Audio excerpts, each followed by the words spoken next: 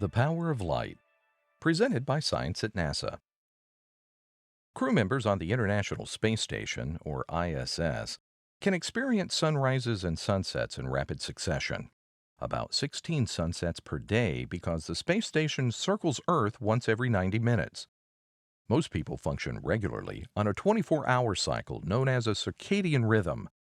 However, the space station environment creates a departure from the cycle of light and dark astronauts are used to at home.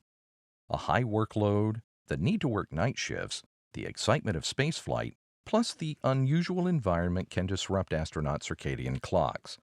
These factors can combine to disrupt sleep, which can in turn affect performance. Being wide awake when they should be sleeping is in fact a long-standing challenge among ISS crew members.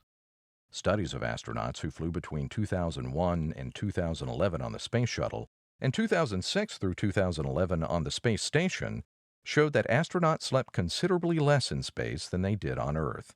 About three-quarters of them reported using sleep-promoting pills during their 6-month missions. Use of caffeine is also commonplace among ISS astronauts to fight off the daytime drowsies. But NASA is seeking a better way to solve the problem. The secret lies in light itself. It's known that the blue-enriched light emitted by our laptops can keep us awake at night. A new NASA study will investigate how to use that for the benefit of humankind and not just on the ISS. This light study, known as the Lighting Effects Study, coincides with the lighting makeover on the space station. The fluorescent lights on the station are being replaced with a new system of solid-state light-emitting diodes, or LEDs. Not only are the LEDs more energy efficient and safer, they can literally shed all sorts of light on the study topic. Brigham and Women's Hospital's Dr. Stephen Lockley and Thomas Jefferson University's Dr. George Brainerd are the co-principal investigators of the lighting effects study.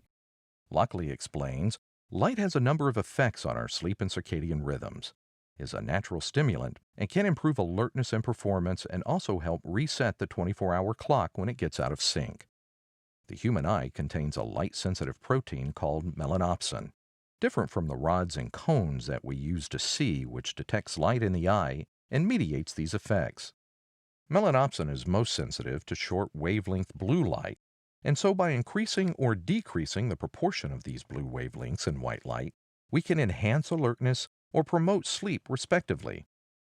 Lockley says NASA has developed a multi-LED lighting system to take advantage of these light effects. The system can provide millions of different light spectra.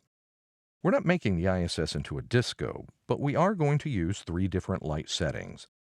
We'll use a general light setting that provides a good light to see by during normal work, a higher intensity blue light enriched setting that elevates alertness and can better shift the circadian clock when needed, and a lower intensity blue wavelength depleted pre-sleep setting to calm the brain and promote sleep. We will be studying the impact of these lights in future missions. Oh, you guys, it is so fancy. It is really awesome. I think the technical term is light functional checkout was successful, so congratulations to the light team. Results of the study are expected to help define guidelines for lighting protocols during future ISS and human space missions.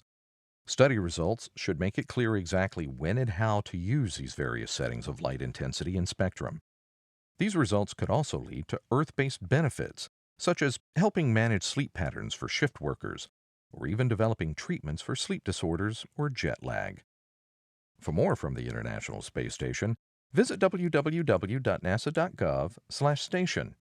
For more news about the power of light, stay tuned to science.nasa.gov.